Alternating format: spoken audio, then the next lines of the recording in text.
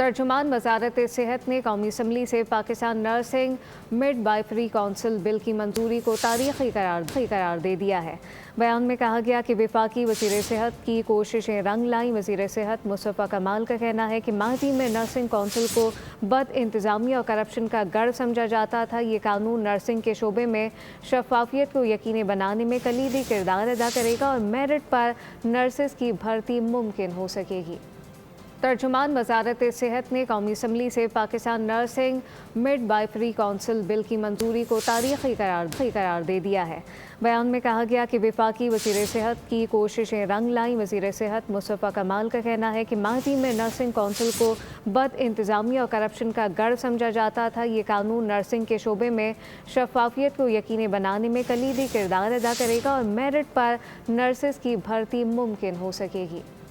तर्जुमान वजारत सेहत ने कौमी असम्बली से Pakistan nursing midwifery council bill की मंजूरी को तारीखी करार दे दिया है।